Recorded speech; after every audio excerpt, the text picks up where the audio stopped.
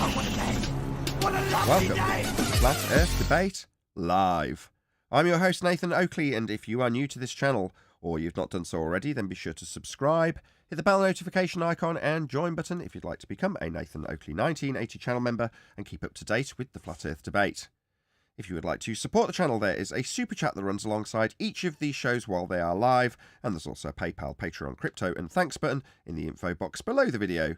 Most importantly, if you'd like to join the discussion, simply mute the page you are currently watching, then click the link in the info box below this video to join the panel and express your views on the nature of Earth. If you do join, please don't swear. If you do, you'll be ejected, and if you are, please don't try to rejoin the stream using stock accounts. You'll be warmly welcome back on the next stream. Please also share the show on social media. Sharing the show obviously increases the live audience, but this in turn increases the chances of a more diverse panel, so please share the show on Facebook and Twitter. Now, we are joined by Neil, 10th Man, Refracted Curvature, Chocolate Saying, Arwin, and a whole bunch of people in Discord, so welcome one and all. Hello! How's it going out there? Going very well. Good afternoon. Who's that handsome man? We're going to do a couple of housekeeping questions. I thought there'd be a more enthusiastic hello from my panel in Discord, but there we go. That's life sometimes, I guess. We're going to do a couple of housekeeping questions, and we're going to be covering Dr. Becky. So, yeah. Any evidence of the distance to the sun?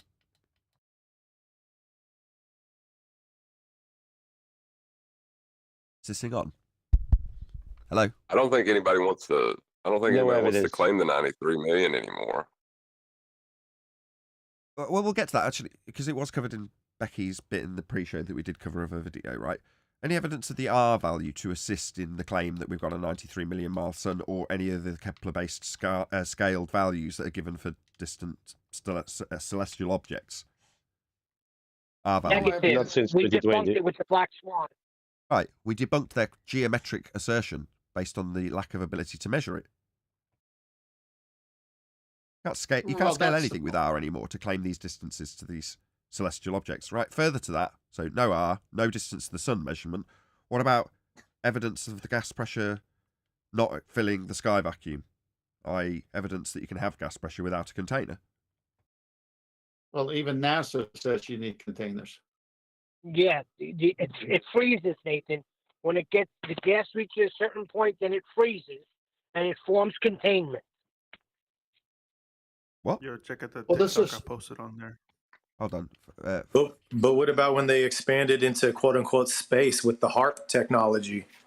How does that work with gas expanding further out into an open available void, but then retracting back in on itself? Let me inform you, that would leave us all dead. Because the gas would fill the Exactly. space. We'd all be dead. We'd have no gas to breathe. If the sky was a vacuum, space was real, we'd all be dead. Because there'd be no gas. It would have all filled the availability of volume, that space it has. And what do you know? They say there's a massive space that gas isn't filling. That's a violation of the second law of thermodynamics. If it was true, we'd all be dead. Yeah, but Nathan, I held it more as like a concession because he's conceding that you need containment. He thinks it freezes and there's containment. I'm glad he knows we need containment, but that's just not how it's happening. Okay. Should we do a bit of So Dr. Becky? it was kind of. No, go ahead, Chocolate, go ahead. was kind of- I'm not in any rush. You go ahead. I was just gonna say I was listening to some newscast yesterday, and during it, one lady said, "Oh, nature abhors a vacuum," right? Really flippantly, like it was just nonchalant. And I thought of that, and I was just like, it's funny how people say that, and it's like obviously nature abhors a vacuum. That's like a natural law, and it's like we all know that instinctually, but yet simultaneously we're convinced that we have this giant vacuum that we're actually flying around in. And it's funny how people don't make that connection at all. Because it just rolled off her tongue. And I was like, yeah, everybody says that. Everybody knows it. Like very instinctual. But when you relate that to the air we're breathing, it's like it just goes out the window. It's crazy how that You're a happens. blank, right? Yeah, the same goes. Yeah, with Becky's origin story thus far, she's got the entropic effect happening after a non-force force that you can think of as a force but isn't actually a force starts crushing stars down to a very small point, forming all the elements that create life, and then it is falling in line with entropic law after a supernova explosion. In other words, it explodes and then bursts outwards into the availability of volume to deposit all of those life-bringing elements to all the other planets across the known universe in their story. Well, so what? It follows entropic law after it's been, subject to non-force gravity. Well, a load of crap. Nathan, Yep. Well, go on, John. I was going to say I did like Neil's oxymoron of frozen gas, though. That was pretty funny. Before you go with Dr. Becky, I just want to clear what I was saying earlier. If you were going to create a model, you would base it on known factors. And so let me run through this again, because I don't want anyone to misunderstand what I was trying to convey. So geocentric is Earth-centered, and heliocentric is sun-centered, okay? But if you were to work the other way around, before you make your decision which one it is, and you say, what is gas pressure and what is required?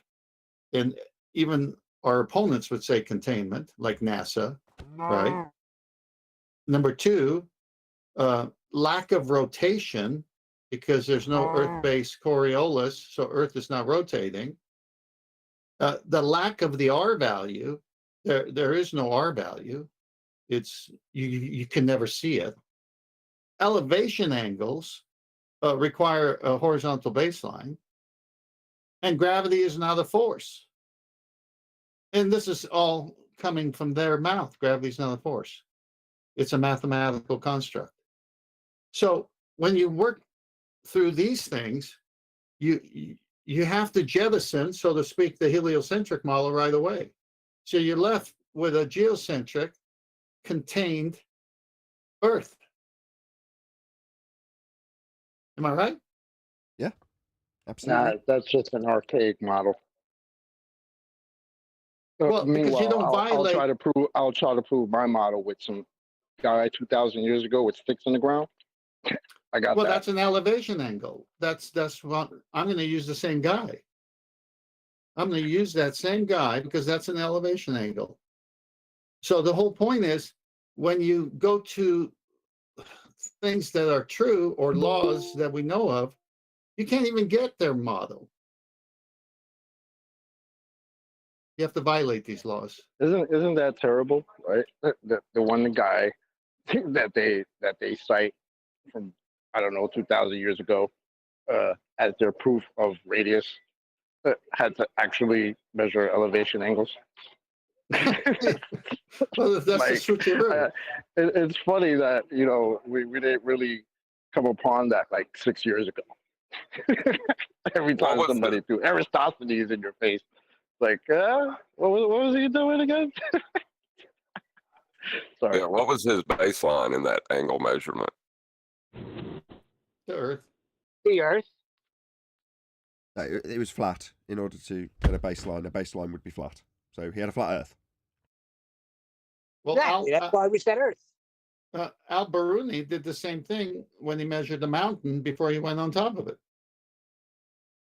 Albaluni. You've been drinking, Arwin? A tad. I was just talking about One Deck's poems. Sorry. Oh, well. Wow. Your voice changed. Is there a new poem from One Deck? Has he posted it? He's not. If he comes off mute, we'll have a little interlude where we have a poem from One Deck. If he doesn't come off mute, obviously he's dealing with things, and we won't get to hear it. Maybe it was the one we heard yesterday. We will never know. It looks like, because he's not coming off mute. Okay, should we do a bit of Dr. Becky? Yeah, but maybe somebody should check on One Deck. Okay, check on One Deck. Completely you rapping? independently of any other method we currently use to measure distance in the universe. And what that meant was that you could then estimate the rate of expansion of the universe completely independently from any other method. And this was A what, rate of expansion? Like dispersion? That's entropy, though, isn't it? So we're at the point where Becky's acknowledging that we have entropy to disperse all of these fundamental elements throughout the universe. Yeah, that's entropy, though, isn't it? But prior to that description, go on. No, she's talking about the container getting bigger, I think, or the universe getting bigger. The vacuum size increasing, not things dispersing into the vacuum. It's exciting because we've got two main methods that we use to estimate the expansion rate of the universe. Sorry, estimate the expansion rate. Why would you need to estimate it? Aren't you measuring these things at the very least? Estimate? I mean, this is where your models end up being wrong, Becky. Yeah? You know, this is where future people who look at lights in the sky and come up with just so stories that don't jive with yours will say you're wrong because of your estimations rather than your measurements, and your presuppositions rather than your basis of science. And they currently do not agree at all. Shocking. You know, if you'd have measured it, you wouldn't have this problem. Meanwhile, you based it on a orbital motion and an R value and an assumption that Venus is the same spherical value as you assumed Earth is when you measured a tangent point horizon that can't be seen because it's refracted. So none of this makes sense, and it doesn't shock me in the slightest that they're conflicting with one another, because they're both just so stories. People got very excited to see where this measurement would land, but of course it landed smack bang in the middle of the two of them. Like, why did you just say measurement? Where this measurement would land? That you just throwing tape measures in the air? What was measured? I don't think she knows. No, but she just said it was an estimation, and now she's talking about a measurement. What measurement would that be? They came up with an R value, and they superimposed it on Venus, and they got 1 AU for the sun's distance, 93 million. So they used that as the scalar, but they forgot that they never got the R value in the first place. Annoyingly. If you want to know more about this problem, it's known as the crisis in cosmology, and I've made loads of videos on this channel before about it. I'll pop some links in the video description below if you want to. If you want to hear about how their nonsense often finds to be shown lacking, and how other peddlers of pseudoscience come along and show how lacking it is when they peddle their new nonsense that isn't validated by science either. It's amazing, isn't it, Becky? You've covered it loads. Yes, because there's a lot of it about in the pseudoscience realm that you find yourself in, after looking at lights in the sky with lenses and then deciding the nature of reality. Check them out. But another reason Hang on. Why would you have a crisis in cosmology when you have a measurement? Exactly. What's to have a crisis about? They look at stuff.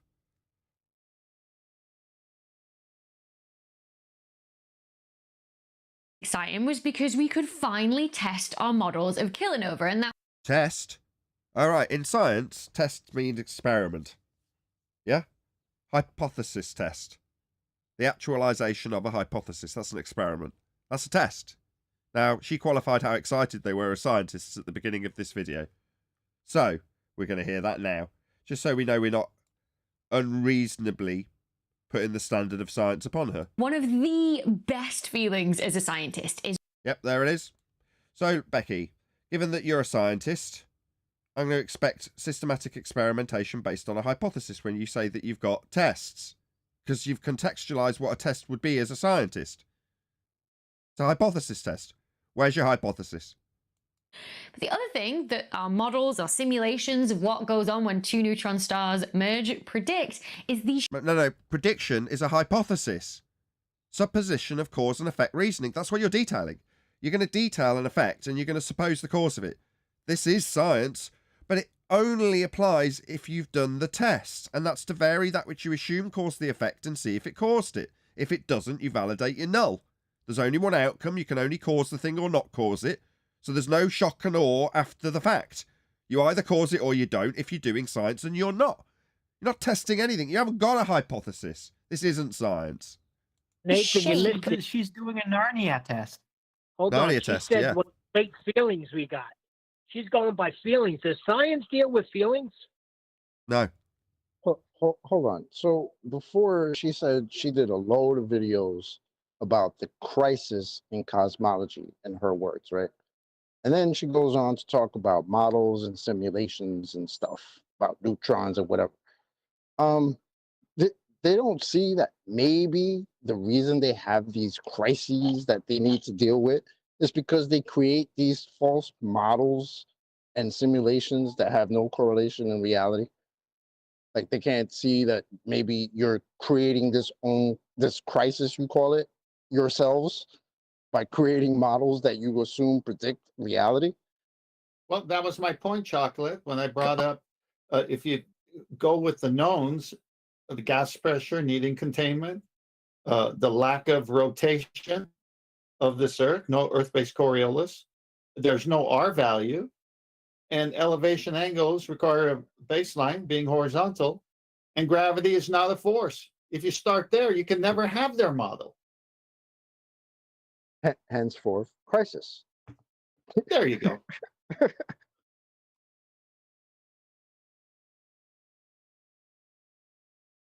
Of the resulting explosion. Because neutron stars are spinning so fast and orbiting each other incredibly fast too. As validated by what? We covered this in the pre-show. Your supposition of orbital motion, right? No. You looking at lights in the sky doesn't give you the right to assume that I, on a sphere Earth, assume to have a radius that can't be measured, and Venus having the same radius, to give you these scaling values, means that lights move around because they fall around each other because mass attracts mass, superseded by Einstein fourth dimensional space-time. That's going to eventually make them crush. This is all nonsense. The immense gravity, any material or radiation thrown out in the kilonova is thrown out in a disk or a thick donut-like shape. AKA, I've looked at a light that looks like this in the sky. Therefore, what? Stuff gets thrown off because it's matter? You haven't validated any of this. And you're assuming the orbital motions that describe it in your story. The plane of the orbit of the two new. Ed. She just used Brenda. For anybody that's just watching, you missed Brenda in the past, but the donut, the hole in the donut is space-time. Is that what she just? Is that just what she went with? Certainly seems so.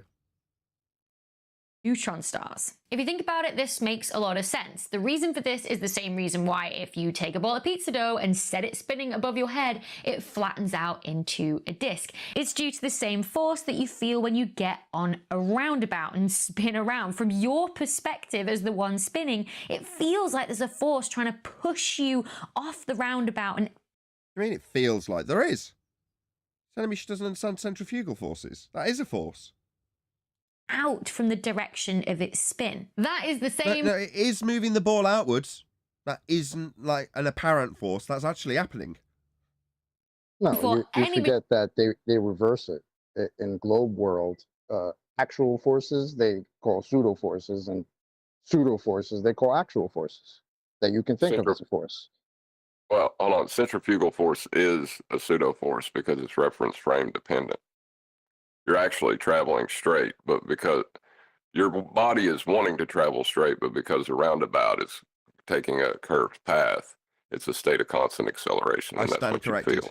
I stand corrected. Material that's going to get thrown off in one of these kilonova events where you've got these two neutron stars orbiting around each other and spinning very, very fast. That is always what our models, our simulations, our predictions for what this kilonova event should look like. Should look like? No. Models don't tell you what things should look like. Yeah, reality, that's what shows you what things should look like. Now, if you're going to predict an outcome, an effect, then you vary that which you assume causes the effect to see if it causes it. You don't come up with a simulation and say, this is what should happen. It's a reification fallacy. Models aren't reality. Models don't show me what should happen. Likewise, when I see a clock 20 miles away, I say clock. There it is, I see it. What I don't say is, I shouldn't see that clock. It's too far to see that clock. Earth curve should be in the way. No. The model doesn't tell me how far I should see, or what should be blocking it, or whether or not it's a mirage. Models don't have that capability. They don't have predictive capabilities. The prediction in science has no explanation attached to it, because it hasn't been validated. So whenever you describe models and simulations telling you what should happen, just be aware that the clouds that you followed are now being debunked by you because of how you say your model works. But that has no bearing on what should or shouldn't happen in reality. None. have looked like. Now, although the kilonova found in the galaxy NGC 4993 is relatively nearby, No, because you're going to have to assume an R value based orbital motion, and Kepler, therefore Venus has the same R value as Earth, so you can get the scale for you to give us this value. Just stick to giving things names. What's that? You've spotted a new light in the sky? Yeah, you can give it a name if you like, love. It's about where your job should end. Yeah? Don't tell me how far it is, unless you've measured. What's that? You assumed orbital motion and Kepler and Venus be the same R value as Earth can't have measured. Therefore it's this distance. Why aren't you disclaiming all of the assumptions that go along with this nonsense? Yeah, don't tell me how far it is. I find it extremely insulting. Unless you've measured it, love. Have you measured it? When you had a little look and got all excited and all pointed your telescopes at the light in the sky? No, you did not. Don't tell me how far this light is. the image you can Nathan. get of this Yes. Hold on. I know what the problem is. She's suffering what refracted curvature suffered from. He thought they actually had measurements, and so does she. Well, I find that insulting. Yeah. She hasn't. Well, she's got to have R first, and they don't have that. Right. Every scale that she's going to apply that value from is going to be derived from an R value they can't measure. So I don't accept any of these measurements. I don't accept orbital presuppositions. I don't accept that we're on a rock falling around the sun, when it obviously isn't the case when I look at traverse and over my head. No, I don't accept any of this. So I'm definitely not going to accept the distance unless she shows some actual valid measurements. Now, we've I debunked think the this fact that is- Earth curve is not a representative hill at your tangent point at height to measure R with. So she's not going to get away with just telling us how far these lights are. She has no authority in this regard. Go ahead, whoever that was. I think chocolate and me. Go ahead, Chocolate. Perhaps not. All right. So I think this is a good time for the audience to hear what they need to measure R is a tangent line. But their excuse for not seeing R is refraction. So if you got refraction as an argument against it, then how'd you ever measure it with a tangent line? And why is it always changing, where each day would give you a different R value? Can you go over that for the audience, Rick? We don't have a fixed point geometric limitation. A hill, if you were measuring it, won't move with the weather. You won't wake up one day and think, you know that shop that's on the other side of that hill? What do you know? I can see the shop. The hills move behind it. Because it's a bit foggy. We've got a lot of refraction today, therefore I can see a shop that was formerly obscured by the hill. That never happens. Physical hills don't move. But they do in Earth curve geometry, which takes place in Muppet vision in side view, where they claim, when viewing the side of your own head represented by O in this diagram, that you can not only measure a point of tangency at G with a straight line tangent to derive R, but you can also take that R that you've just measured at G and use it to bend the G you just measured to a different point. Obliterating Oh, geometry. Oh, hold on. Like, oh yeah, a hill. Oh, something behind the hill. You might not see it due to refraction. Well, that's only because the hill is not big enough, right? If the hill were big enough, like the Earth sphere, then it would happen. But hills aren't that big, so the refraction's not effectively going to bend around it like that. It only happens with the Earth sphere. In side view, I when you would see like- inside your own head, and it all takes place below surface level in the mathematics. So it's absurd. Ah, excellent. Yep. Yeah. Are physical hills below? Do they have a negative altitude? No. Feel free to double check if you want to go to Google Earth and draw out an elevation profile of the entirety of the known surface of our Earth. You'll see that the elevation profile is referenced to 0. It raises, it lowers, but is always referenced to the flat plane that we're actually dwelling atop because they have to use it to build things. Google Earth Pro is used by professionals to make things exist where they did not before on the plane of the Earth that we exist on, that doesn't have negative altitudes for things that exist beyond the horizon when you assume that it's a hill getting in the way. We've debunked that. It's not.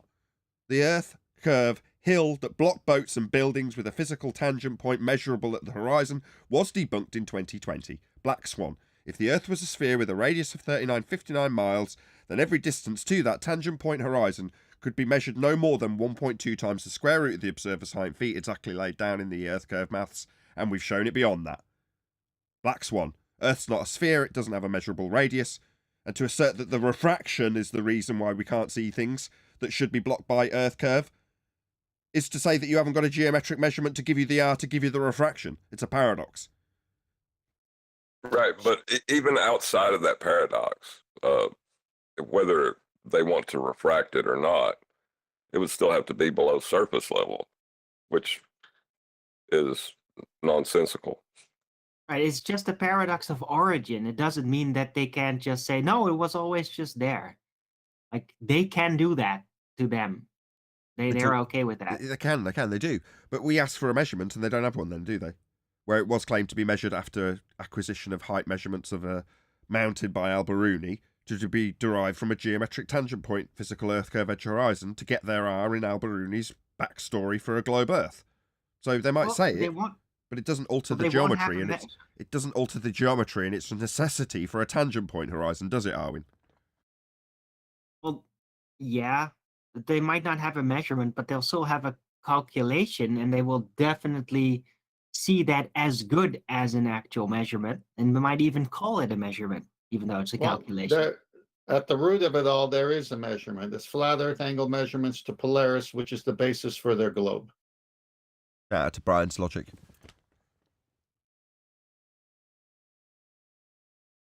This with the Hubble Space Telescope is a fuzz blob at best, right? And it There you go. Even admits it. We looked at this blob. We gave it a name and number. Where your job should end, Becky. Yeah? Save yourself the embarrassment of the people you're saying were wrong by not making the same mistakes they did. Don't go above and beyond what you should really be doing. That's giving lights in the sky names. That's it. That's all you should be doing. had faded too much since That's like the other astrophysicist lady who was asked, is it honest to be telling people that you've got volcanoes and rivers in what looks like a pixel? And she said, yeah, that's not right. We shouldn't be doing that. And numerous times said we should change the model whenever she was encountered with a problem. Maybe Becky and her should have a good talk.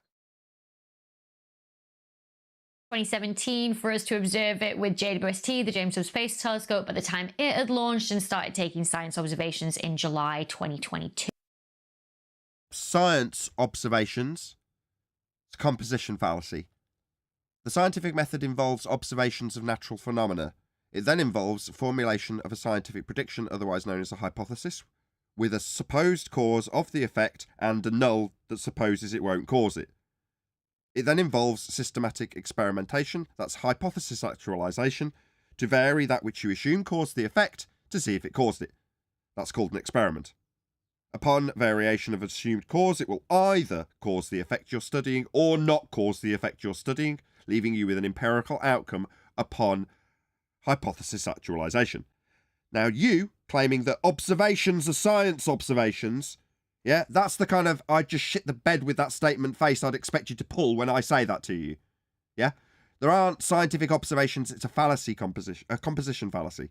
That is to say, you're taking part of the description of the scientific method and applying it as though it applies to the whole. No. One step is to observe phenomena. Looking at lights in the sky and giving them names is where your job should end. Although there are multiple projects that have awarded time on JWST that are aiming to target any new kilonova whenever they happen to go off. Right, by target it, you mean look at it. That's what you'll actually be doing. Yeah, lots of claim to be scientists, wannabe pretender clowns stealing valor from a method they're not following, want to have a look at it. Right, Becky? And if they're lucky and they've come up with enough just so stories, they might be given the privilege of naming something. Right, Becky? Unless one goes off in our own galaxy, though, we're not going to be able to get... In our own galaxy. We've just got the sky. Right, are you asserting that there's a different set of skies for different areas in a heliocentric model with orbital motion? Because I don't accept that. Yeah, just look at the sky and name stuff. An actual image of the shape of a kilonova very easily. So you have to... You can look at it and tell us its shape. Yeah, that would be self-evident after looking at it, though, wouldn't it, Becky? Yeah, I mean, I suppose I could stretch to you describing what you looked at. You know, in terms of how it appeared to you. That would be about a stretch too far when you start massaging in explanations, though, my love. To get a little bit clever if you want to figure it. Figure out what? If it's an effect you've observed in nature, figuring out the cause of it would be putting it through the scientific method, like actually living up to the name scientist that you're stealing valor from. That would be figuring stuff out. What caused that light in the sky to behave that way? Behave that way, that's a phenomena. You can classify it in the scientific method. That's a phenomena you've observed. Now, if you're going to actually science it, you presume a cause of the effect, vary it, and see if it caused it. Have you done that? No, just stick to naming stuff. Sneppen and collaborators did this month, with observations taken with the Very Large Telescope in Chile between 1.4 and 5.4 days after the AT 2017 GFO kilonova event was originally detected. So they looked at it for a long period of time. Okie dokie. Data they got was what's known as a spectrum, where you take the light from the object that's been collected by the telescope and you split it through a prism into its component wavelengths, so that then you can get a trace or a graph of how much light at each wavelength you detect. And that can tell you so much about an object from... Really? What was between you and it? Do you know? Yeah, she's trying to invoke the science of spectroscopy, I believe. Science, spectroscopy is not a science. It's a study. But nevertheless, she's trying to steal valor from a validated data collection method, and that's spectroscopy. Okay, yeah, that's done in controlled environments, though, isn't it, Becky? Yeah? Like, they have these very tight seals. They'll potentially seal out everything from the outside and suck out everything from the inside. And then they'll perform whatever test that they're going to do. Test not being in a scientific context, because they're just studying this stuff. They're not experimenting with it.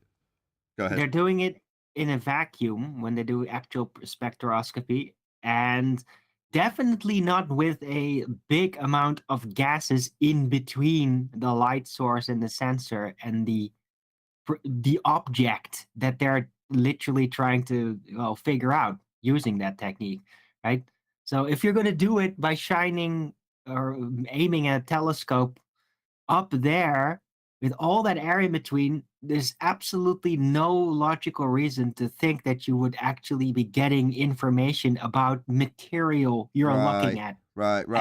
So in essence, what you're saying, Arwin, is she's even cocked up having a look at things. I mean, there was me thinking she was qualified enough to have a look and perhaps describe it. But she's even managed to balls that up, hasn't she? Yeah, you've even gone beyond the very limited scope of what I think you should be doing by trying to describe things that would be taking place in an area of study that controls the environment.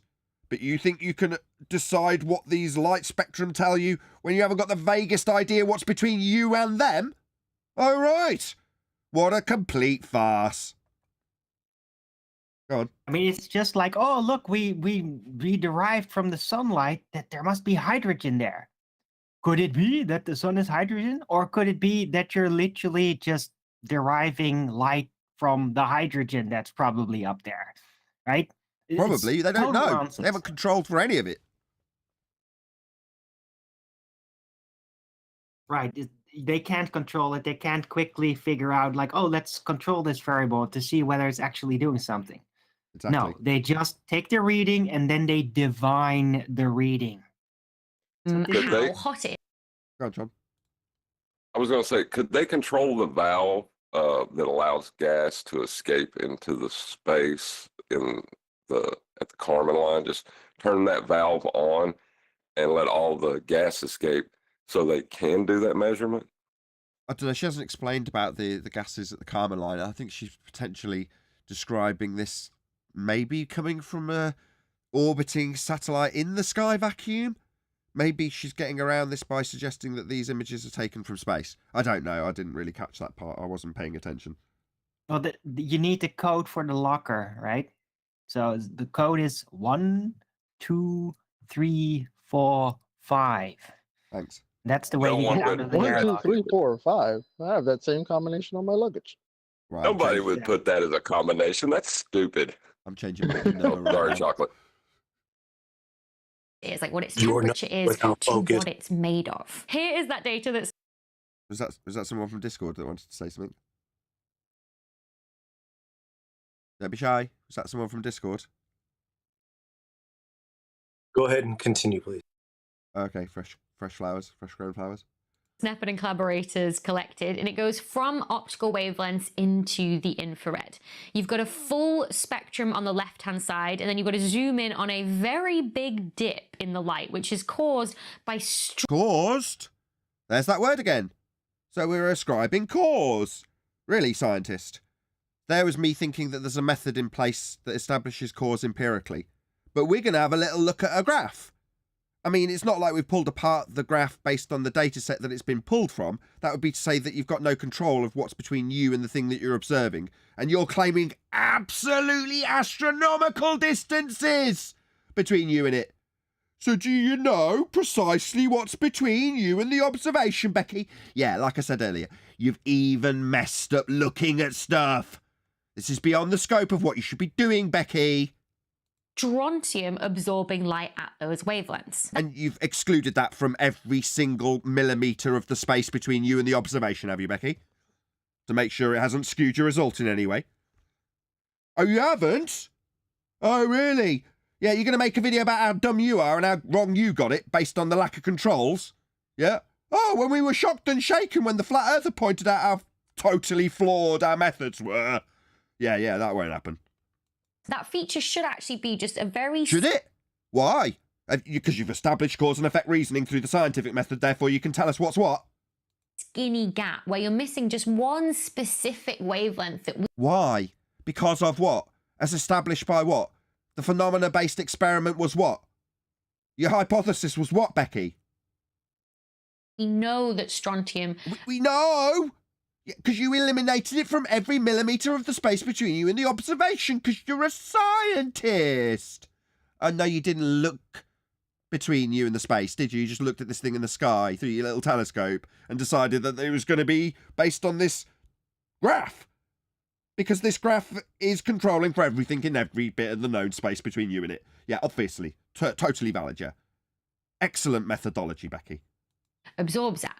But the thing is that strontium is moving incredibly fast as it's thrown out in the kilonova. Because you measured its speed at the point of its origin.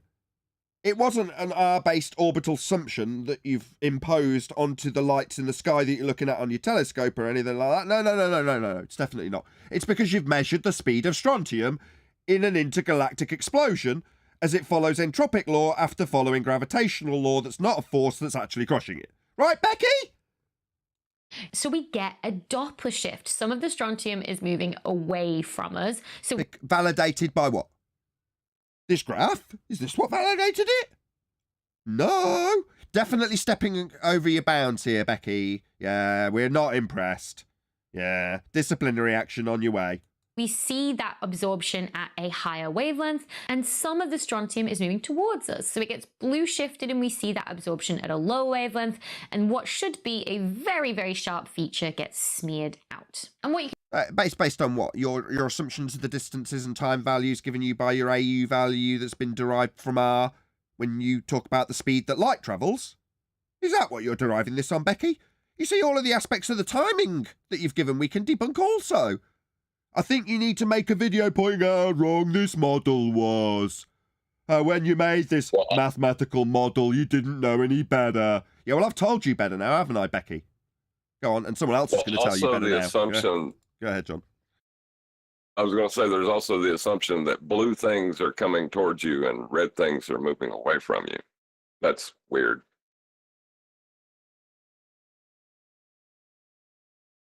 you can do to these spectra of light from kilonova is fit a model to it, so you can say, okay, that is what's going on here.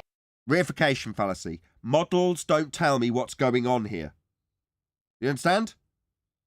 They can give you an indication of what you've observed, and you can try and replicate it. It doesn't mean that that's the cause. It doesn't mean that's what's going on here. That's a reification fallacy. Isn't it funny how she just tried to flip it? She just said we put the model to it, and that tells you what's going on. No. What's going on is what's going on. You just put a model to it. Exactly. Like, what are you talking about, lady? And the models we fit are fairly simple. They're called black body models, and they essentially tell you about the amount of light at each wavelength you should expect from an object of a given temperature. So you can do this with everything from lava to the sun and to the whole universe. We've understood this for a very long time, since the work of Gustav Kirchhoff in the 1850s. Now, what's cool is that Sneppen and collaborators... What in the world? She's giggling excited about what she just said. What in the world? That's what I was thinking. Like, what is so funny? It's kind of like that same inflection they have in their voice, like the other ones, right? That we listen to when they get to something that's a little crazy. What do they start saying? You know, it might sound crazy, right? Or it sounds unbelievable, but you know, this is what the fact is. She sounds just like that with her little giggle right now. Is realize the shape of that spectrum of light that you get, or the shape of the black body, should actually change depending on how fast each side of the kilonova explosion was moving. So if the velocity along the line of sight was more or less than the transverse velocity perpendicular to us. So if Okay. Pause, please. I mean, so she's got us into the kilonova exploding. We're in this fallacy. We're just like arguing in the violation of the second law of thermodynamics with outer space. So everyone who follows her is in the storytelling time as if any of this is proven. My goodness. if our simulations or models of what's happening in these kilonova events are right, and that you... In the scientific method, it also has if and then statements. If A, supposition of cause, then B, effect studied in nature. Now, if you want to label it, love, you can give it a name, I don't mind. You want to call this a supernova? No worries.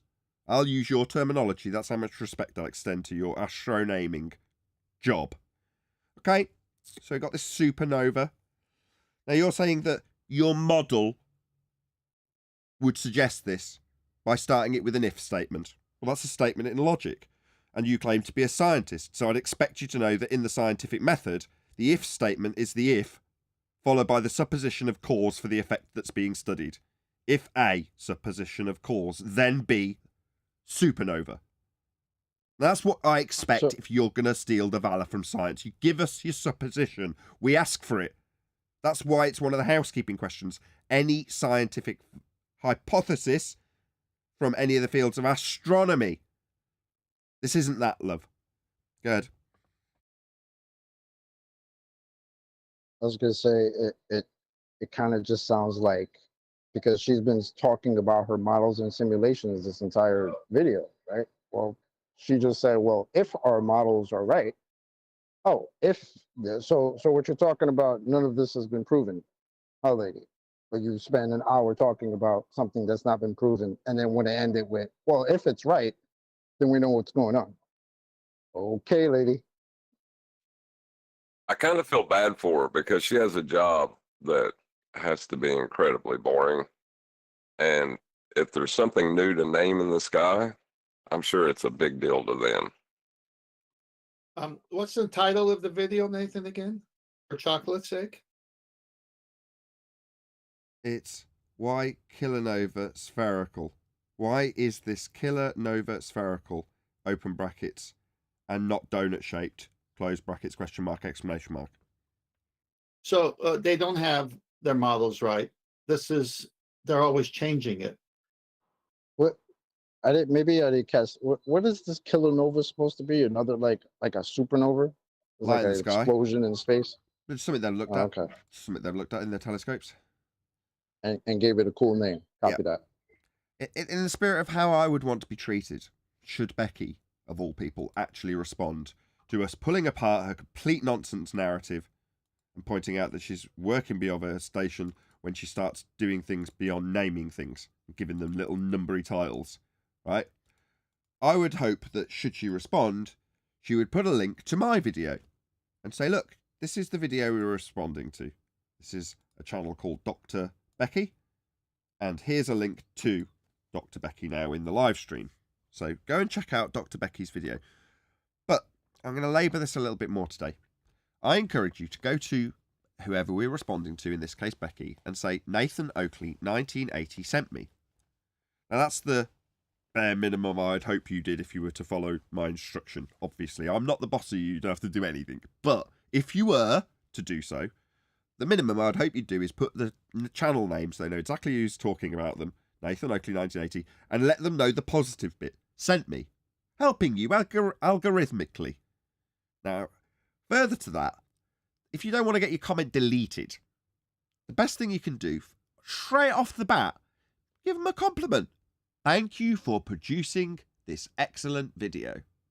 Or words to that effect. Or just great video. Something that's going to suggest that you're not super combative and just trying to promote some other YouTuber on their much more popular channel, because that's the only reason you're there, right? To promote me. That's the ultimate goal. I'm not going to beat around the bush about it. I want them to promote me because I don't get the same level of promotion that our anti-flat earth opponents get. So I want to look at new ways to achieve that. Russian Vids started doing this several years ago. Every time he lost a channel, go and tell the person I'm reacting to that I sent you. Russian Vids sent you. Now, as I say, my expansion on that is to say, give them a little compliment. When I say, great video, Nathan Oakley 1980 sent me, to respond, gave you a like, that's much more likely to keep the comment up. Yeah? That's it. So, in that spirit, in light of me hoping that anybody that responds to me would extend the same courtesy and share my video on their more popular channel, hopefully giving me the opportunities that I sorely lack in YouTube's algorithm. There's Becky's response, video that we're responding to link. Please go and let her know, Nathan Oakley 1980 sent me. We loved your video so much that we responded to it. Words to that effect. Anyway, I'm sorry to drag that out a little bit, guys, but I just want to make that clear because there is a very clear intent behind me doing this when I share their video. Now, do I say this bit? Yeah, why not? Why not just be completely honest? I don't want to promote Becky. I don't want to help you algorithmically, Becky.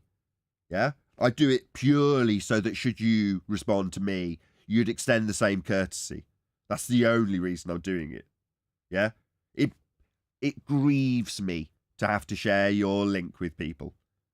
But in the spirit that I would expect others to do unto me as I do for them, I would hope that where it's been sorely lacking from your Simon Dans and whoever else, your Joe Normie anti-flat earther may not extend that courtesy even though they're eating our own lunch when they get promoted above us.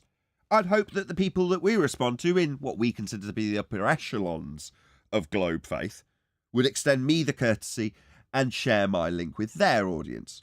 Like I say, offering me some promotion where it's sorely lacking. Sorry to drone on about that, guys. No one's got anything to add. You do actually get this sort of like fat donut or disk of material being thrown out in the explosion, then one of these velocities should be larger than the other. That's what's plotted in the... It should, according to your model. Yeah, that's establishing causal reasoning based on your mathematical graphs that we've pulled apart in terms of their total lack of validity, lack of control. The blue and the purple lines here, with the dots and dashes just being like an increasing difference in the velocities. Velocities that are based on heliocentric assumptions and AU values that we can debunk because of their R origin, your Earth radius origin for these mathematics. So no, you're not going to get away with any of this.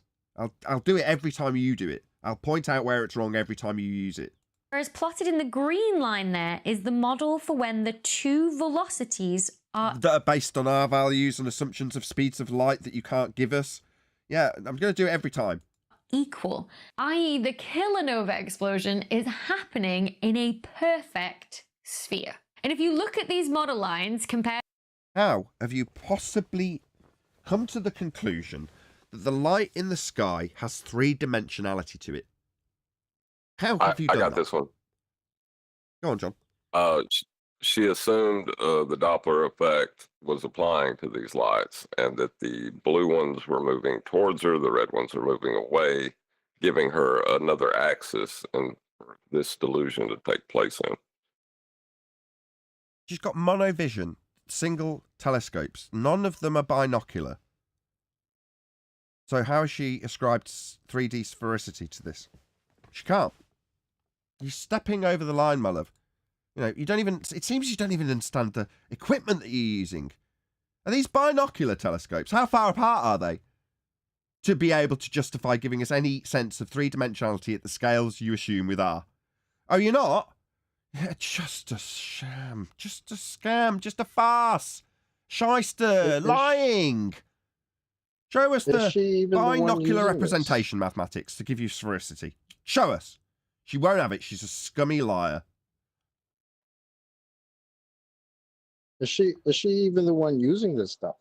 Like, I mean, I'm not watching the video, but is she showing what she's seeing looking through this supposed telescope, or is she talking about something somebody else saw some other time, some other day? I think based on what we've had from past experience with Becky, what she does is gets this graph sent to her via email. And then because it's come via email, she thinks reading a graph is science. So then she goes to her audience and says, I sit doing my science, opening my emails. That's where we get that sort of comment latte. Yep. Well, because, email exists, so therefore science, No, but that's what I mean. The context in reality of that statement is that she'll get a graph like this sent to her on email. She opens it and thinks she's doing science when she looks at it and studies it and reads the explanation that the person who's actually made the observation, not in binocular vision for her to assert sphericity, has told her via email. That's what she actually meant. I'm not suggesting that her opening her browser and going to her email provider is her thinking she's doing science, although we dumb it down that way for the sake of humour. We know in reality she's opening emails from other scientists and reading things like this. Compared to the data that's shown in the background there in grey, hopefully you can see that the best fit black body model is the green line. Oh, well then that must be the world we live in! If this is the best black body model... What clown. The velocities are equal, i.e. they're killing over. Right, velocities based on the assumption of the AU value and the distances scaled with Kepler's third law of interplanetary motion based on an R value you can't measure at the geometric horizon superimposed onto Venus. Those values, those distances, those velocities. No. Is spherical. And it's not just in that It's because of the binocular vision or because of this graph and the dip that you're inferring with the Doppler effect. That gives you the extra axis that John describes? No, it didn't. No, you're definitely overstepping the bounds here. Overall spectrum with those black body model fits that Stefan and collaborators see this. They also see it when they... Is collaborated another word of a way of saying correlated? Your non-causal, non-physical models correlated with what you say reality is based on these deductions from the graphs? With zero control for the observation and the medium that you're looking through when you observe something that's claimed to be absolutely in huge distances away from you. Is that it? Is it? That's the best black body model comparison, therefore real? Wow. What a low standard, Becky. Look at the shape of that strontium absorption feature. Because strontium absorption feature or graph with very little control for the data sets that have been given to the graph. Yeah, I think it's the latter, Becky. Again, that smearing is based on how fast the strontium is moving in the assumption of an R-based orbital mechanic that Kepler's given you the scaling values with the third laws of interplanetary motion, and Venus having the same value of R superimposed onto it after measuring a geometric horizon debunked in 2020. Are those speeds, Becky? No. Every time you use them, though, I will say that. each of the directions. And once again, the green line with equal velocities in both directions is the best. What velocities would those be, Becky? I'm not going to do it again. Best fit to the data, again shown in the best fit, are they? They best fit the data, therefore reality. What a weak standard. Grey, or more coarser bin data, which is shown in the black there. Once again, suggesting that the line of sight... Suggesting? What happened to proving with cause and effect reasoning in place? What about systematic experimentation? Go ahead. Go ahead, whoever that was. I think, well, it wasn't me, but I think this does prove that she is not the source of the things she's saying. She is more of a puppet who's just repeating. Well, like a talking head. Like a bobbling talking head that parrots off what she's been emailed, that sort of thing. Whatever gave you that idea? Velocity and the transverse velocity. Velocity? We enter the velocity again. Which velocity would that be? Would it be an AU-based velocity? Would it be a speed of light, two-way directional type velocity that's based on Kepler's third law of interplanetary motion, bending space-time? Which velocity would that be, Becky? Velocity were equal, and that this kilonova wasn't the donut shape that had long been predicted, but perfectly spherical. Okie dokie. Binocular vision notwithstanding, right, Becky? That's weird. The neutron Who is it? No, it's just bollocks. stars are spinning so fast that you should get a spherical shape. So fast. I've got a bit of a cold. I've got no room to speak here. You should get that material being thrown out in a disk. So what is... Should we? The models say it should go out in a disk, but you didn't observe it in that way. So, conclusion, model's wrong. But new model definitely right. It's the best fit of the black body model. Do you not recognise this problem here, Becky? Is it beyond you to recognise that when you debunk some just so story, because the observations, not the cause and effect reasoning based on scientific experimentation, but the just so stories based on the prior observations, and their stories didn't match what you saw in the sky this time. So what? It should have been a donut, but man, it's completely spherical. Yeah, it wasn't supposed to be donut shaped because your best fit model said it was going to be. Yeah, so it was wrong. But what's that? You got a new one? You got a new best fit? You're a clown if you don't recognise the problem in this, Becky. Like a complete clown. causing this kilonova to be... Causing? My God, every second word I've got to stop the video. Cause in science is established through systematic experimentation based on a hypothesis after observing natural phenomena you want to know the cause of. Okay? You're going to get this down one day, Becky. You're going to get a pen. Spherical instead. Snap it. Instead? So it's like an alternative. The universe decided it was going to do something different to your model. Mind-blowing. You don't have any causal influence over the universe with these models, Becky. That's the problem. Collaborators sort of discussed a few different ideas amongst them, and they said if you had another source of energy in the explosion, it could... Oh, I see. So if there's another source of energy... Did you prove the first one? How is it that we now got a second source of energy? So the first source of energy that was going to be part of the predictive model that was proven wrong was wrong. What should we do, guys? We'll have a meeting. Get Becky in. Becky, sit down, love. You take notes. You got a pen? You haven't? You're useless to us. Right, lads. What we're going to do here is we're going to create a second source of energy in the Just So story. Bang! You come up with the mathematicians. You go and talk shite on camera, Becky. We all clear? It's go time! Heliocentrism! Ahoy! could cause it to puff up and become... Could cause it? There's that word again. Cause is established through systematic experimentation based on a hypothesis, Becky. Not could cause it after looking at your emails. Spherical. All right, so what could be some possible sources? Any comment while we've got a few ads? First and obvious one to look at is all of those radioactive decays that are going on. Are they giving you enough energy to puff up this kilonova explosion? What radioactive decays? You've decided that they're radioactive decays because the model that was wrong said they were radioactive decays. So if you add to the formerly disproven, you're making concessions for model that was wrong with an addition of an extra energy. You're not seeing the problem here? Anybody else? Just so I'm, 100% clear. Is everybody in the audience clear about what's going on? Where I say, do you not see the problem with you coming up with a new Just So story and now incorporating the old Just So story into the new Just So story with a new energy source that hasn't been validated because they've decided at a meeting that that's what's going to be the potential reason for this observation without validation? Does everybody in the audience understand why that's a problem for her, especially when she's pointing out how it's a problem for the old model being wrong? When she comes up with a new Just So story. Is everybody clear about what the problem is here in the audience? Please let me know. Yes, Nathan, it is definitely clear how stupid it is to just add a new layer of garbage onto an old broken Just So story you're making apologetics for. It's like a Super pyramid clear, scheme Nathan. of storytelling, Nathan. Like, oh yeah, oh we made a story. Now we got something to work on. Oh, new dilemmas. Oh, well, what if there was just another one of these things? Oh yeah. Now we can keep going. She's just improvising basically within the conceptual, losing track of like actually staying empirical and physical, completely losing that out of sight. That's what's happening.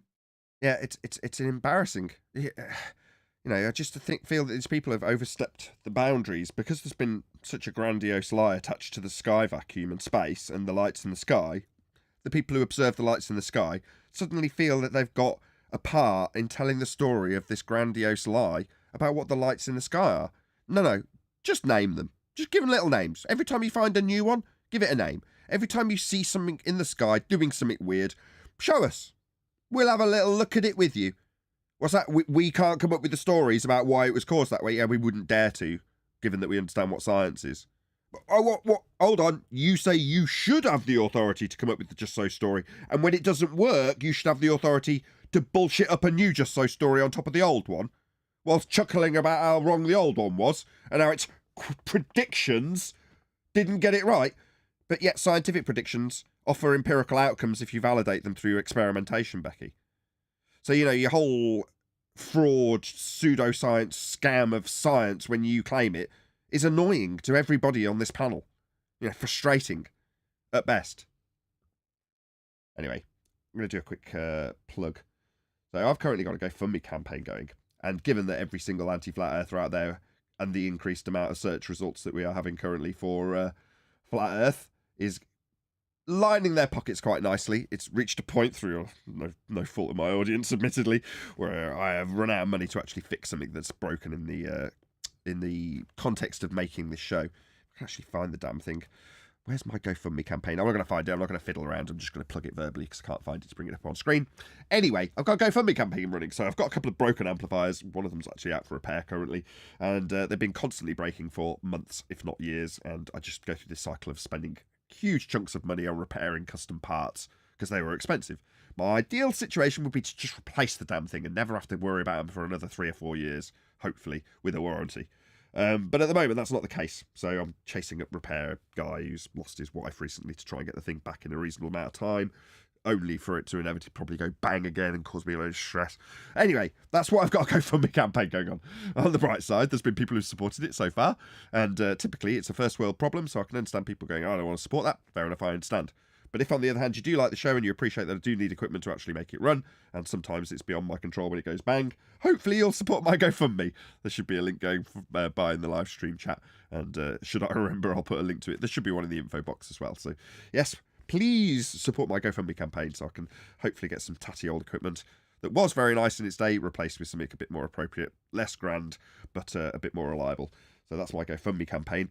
But with that, I'm going to say, if you are watching this on either Nathan Oakley 1980 or Nathan Oakley premiering streams, then stay tuned, as there will be an after show to follow, and we'll do a bit more coverage of Becky and her nonsense in the after show. A massive thank you to all of you who smashed the super chat, liked, commented, shared, subscribed, went to Becky and let her know that Nathan Oakley 1980 sent me, because we did a reaction to your fantastic video. Love your stuff, by the way, Becky. Yeah, I've been Nathan Oakley. Stay tuned if you're watching an after show, and I'll see you all in the next video.